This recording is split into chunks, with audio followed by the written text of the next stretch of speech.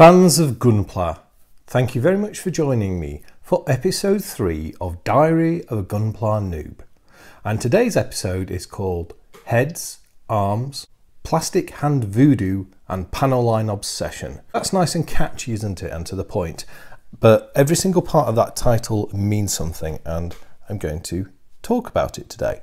Now, I guess the first thing to say is it's been a rather long time, hasn't it, since I did my last instalment. So why has it taken me so long to get into doing this next instalment? Well, there's a couple of reasons. And as this is a diary, I suppose I should tell you what they were. After I did my last episode, I then went and assembled the head and the neck components. So that was good fun. Then after that, I went straight into starting to assemble the arms.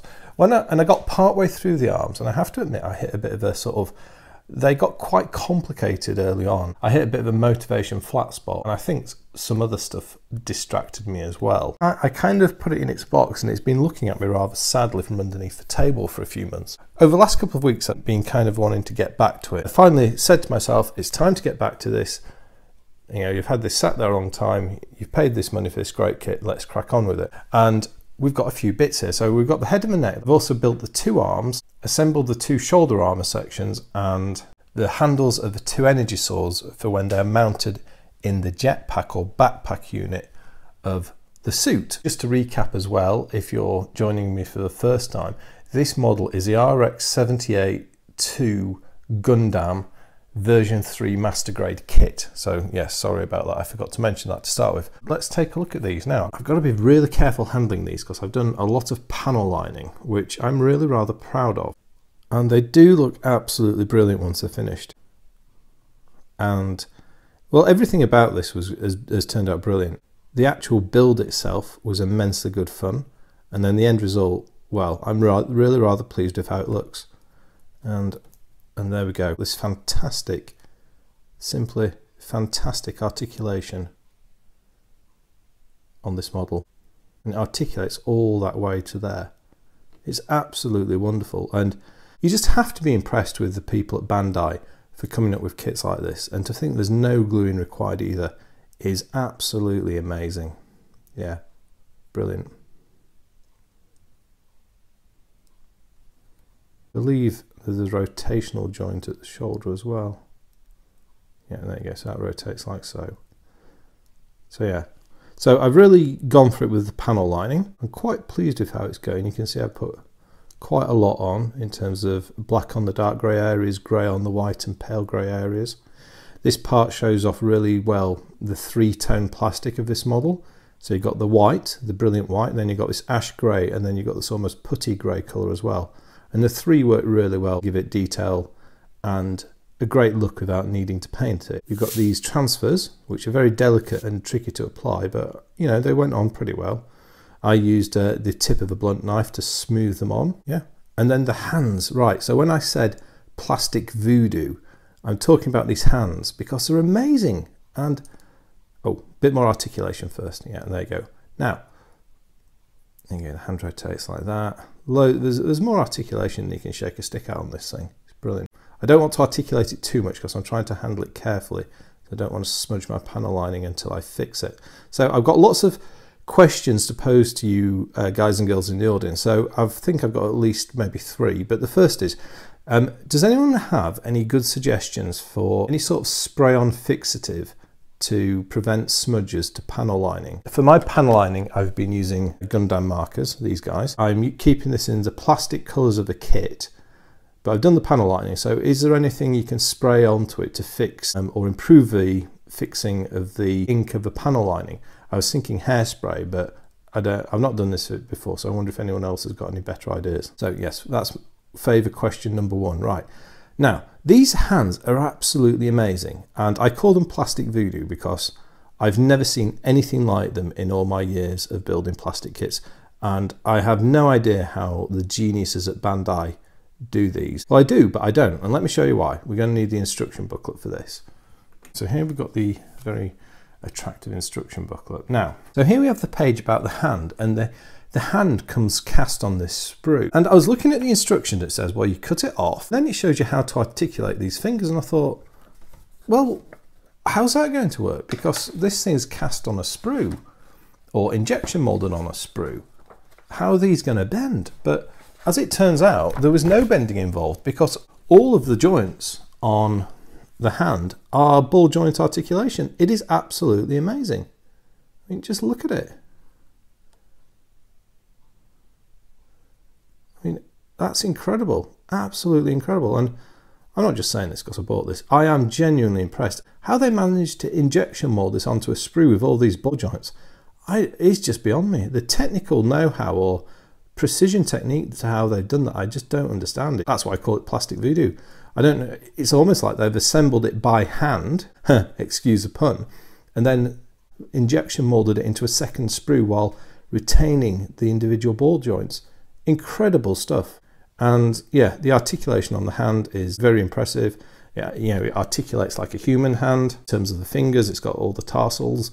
You can open the hands. Obviously, it doesn't have the articulation of the palm of a hand, but it's a robot, so it's not got as much. So yeah, that's arm one. So, but yeah, if anyone knows anything about how they make these amazing articulated hands in these master grade kits, and I don't know if they're in other ones as well, please do tell me, because that just blew me away with how clever those were. So let's have a quick look at the other arm. Again, it's absolutely excellent articulation. There's no polycaps involved in the elbow. It's all just resistance. Just, yeah, it's so clever. It really does impress. I'm so impressed by this. I can see myself, once I get this one done, I can see myself going in and doing something bigger and more bold in this Gundam line. So yeah, there's a second arm. Fantastic. Now, on arm number 2, I have a second question for you today. And this is regarding the sides of the elbow joints. Now, if I whip out the instruction manual again, it will make sense. And this is because I don't read Japanese and don't understand much about the story behind these and what the parts represent. It gives you the option of having like an open or a closed boss to put on the elbow joint, on the side of the elbow joint. I don't understand what the difference is, and it says all these things about them, and I don't quite get what it means. And then it talks a bit more about them here in terms of magnet coating. It says normal and magnet coating.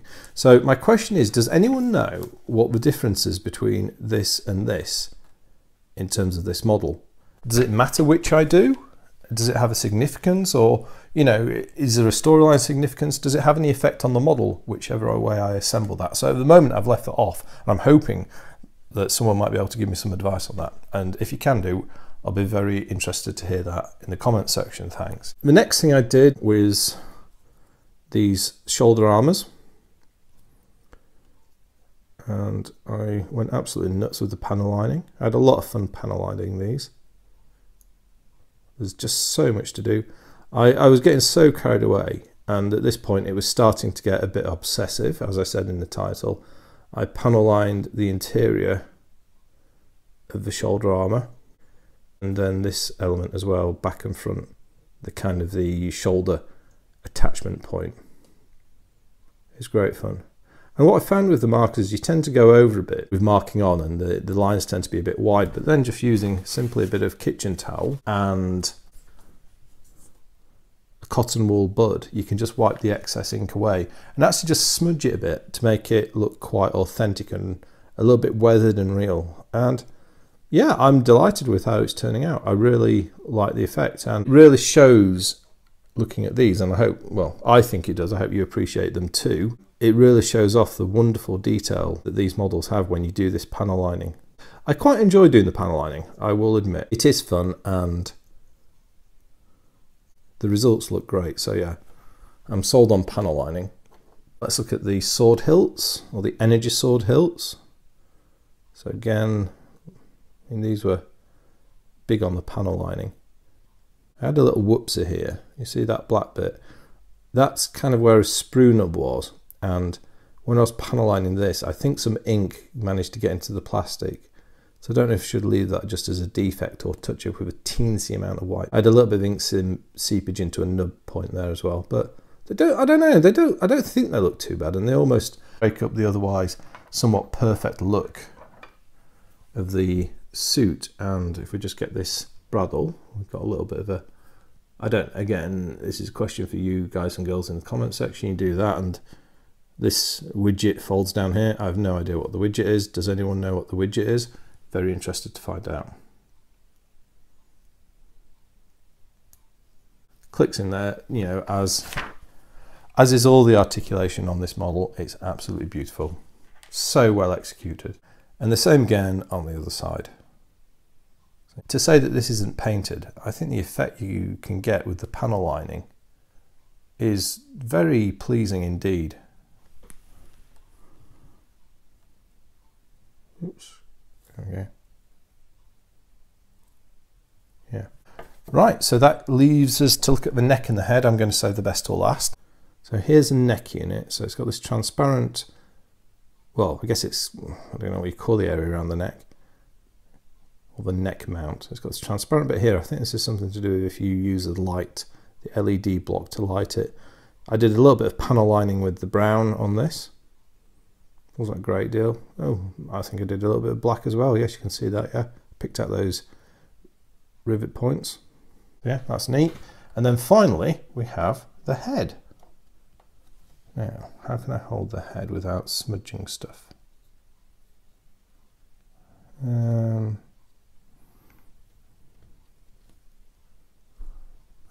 here. Right. Now, this thing looks absolutely boss. It looks great.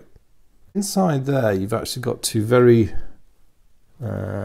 tricky to apply stickers that make it look good. But the panel lining on the head, I don't know, it really brings out the detail.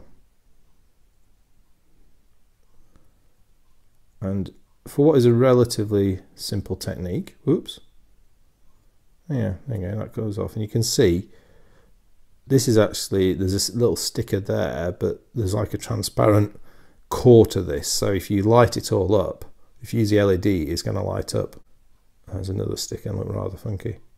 Again, you've got these opportunities to pick out the panel lining. There's probably a few marks to clean up on this. But again, I don't know if I should make it perfectly clean or whether or not to leave it as a little bit rough.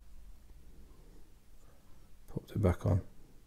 Very smart looking piece, and I guess from a Gundam point of view, very iconic looking as well. So there's the head. This is now at the point where it's all ready to attach to the torso. Shall we do this live in this review? I've not yet done this, so if this goes horribly wrong now, you're going to see it on camera. So just leafed open the instruction manuals. Right, so it's arms, swords, then head. There you go. So here we have from before, here we have from last review, we have the torso, which I think is pretty much as before. I might have sneaked in a little bit more panel lining in this front light blue section, which I didn't have before. The panel lining is getting to obsessive levels now. So let's do these shoulder blocks. So question one, which way is front? Well, I don't think there is a front on these.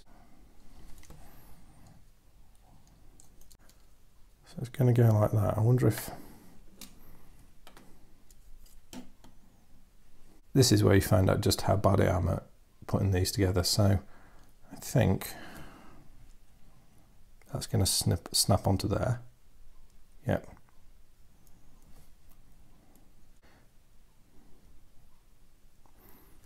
And then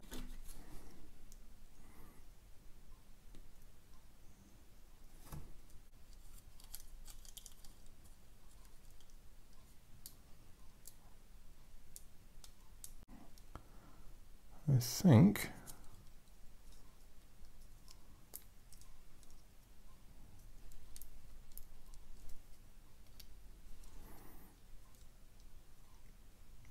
does that look like it's on?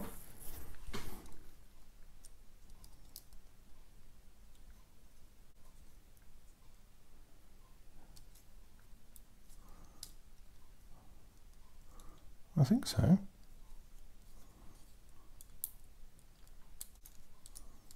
Or maybe something just clunked in there. Ah, there you go. I didn't want to put too much pressure on straight away. Sorry about the light, but there you go. It's a bit of a tighter fit that. Cool, that's now on.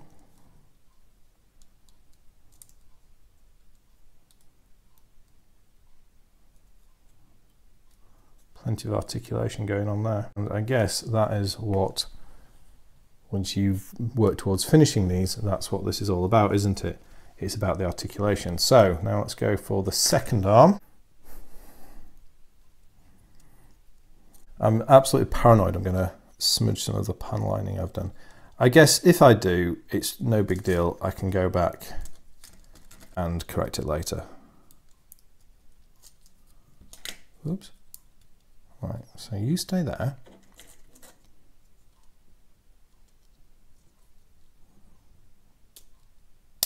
There you go. That seemed to snap in a bit more affirmatively first time than the other one. Okay, and then there's this. Oops. All right. Too affirmatively.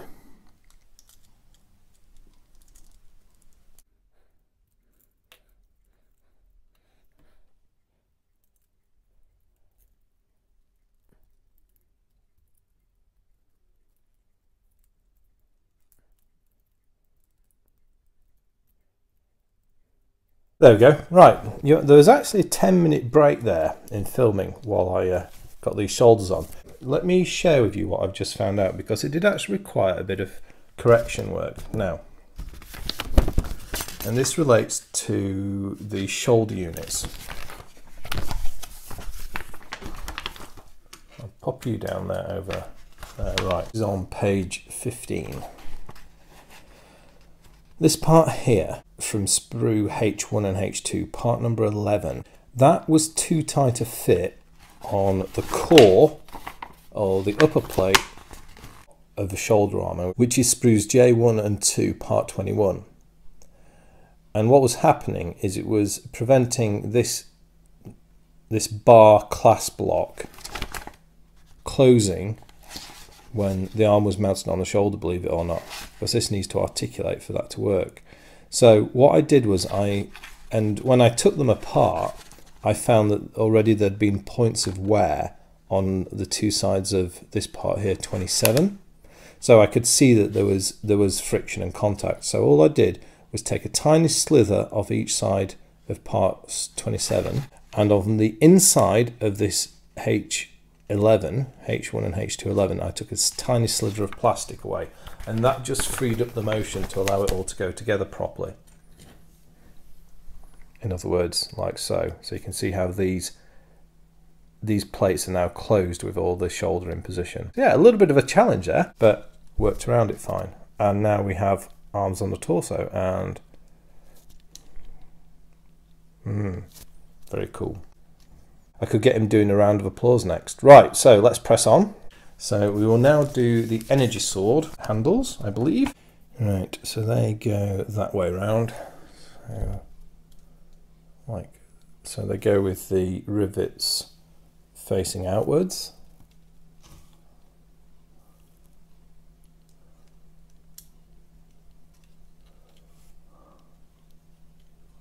Oops, don't fiddle with the directional thrust unit. Oh, that connected, there you go. So that's one. And now let's do the second.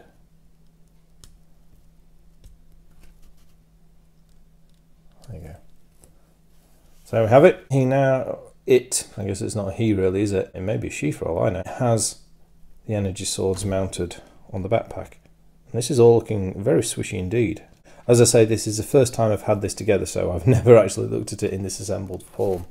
But it does look really rather good. Let's continue and put the neck piece in, which I'm hoping is going to be easier than those rather tricky shoulders. Yep, the answer to that was very definitely a yes. I'm now suspicious that was too easy. No, that's right. And finally, the pièce de résistance. We're going to mount the head. So I put my finger on the other side of the neck piece for support, and oh, am I doing this the right way? Well, okay, let's try the other way around then. So recentralize that head bit.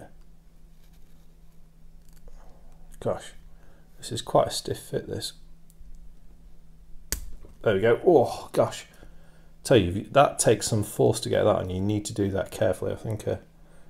Yeah, do do that carefully when you're putting it on, because you could very easily slip in. You've got this delicate little crest detail that could be sent flying or even broken by you doing that. We've survived another challenge with this piecing together, and finally, there we go. So that was actually pretty straightforward, the actual head neck unit attachment. And there we have him, or it, sorry, there we have it. The upper torso assembled. Upper torso, arms and head assembled. Don't know about you guys, but I want to have a little look around this now.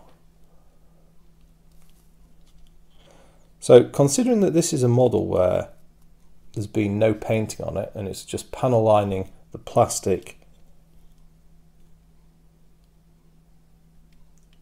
and that's all, that's a very smart looking result. And this is coming together very much as I hoped it would do. If you recall in my original video, the reason I did this, one of the reasons I chose this kit was I liked all the different interplay between the 3 different colours of white, but then also the primary colours, the red, the white and the yellow of the main torso. And I think actually having it in the plastic, so to speak, yeah, looks fantastic. And the panel lining just brings out those details. So there you have it. Bit of drama there in trying to get that all together, but overcame the little challenge. I think I've asked you all my hints and tips there, I guess. Yeah, so to summarise, there were 3 things I was interested if anyone knows. 1, methods of fixing the panel lining to prevent smudging. 2, who knows how these incredible plastic voodoo hands get made. And 3, what's the deal with the elbow bosses? So that was episode 3 of Diary of a Gunpla Noob. I hope you've enjoyed that. Fascinated to hear answers to the questions and your observations and thoughts in general. This feels like it's actually starting to take shape really nicely now. I'm going to move the series on more quickly than I did before. I'm determined to get on to the legs straight away and then the waist, so I'm hoping to get an update done in the next couple of weeks. But other than that, I'd just like to say thank you very much for watching. I'll speak to you next time, and goodbye.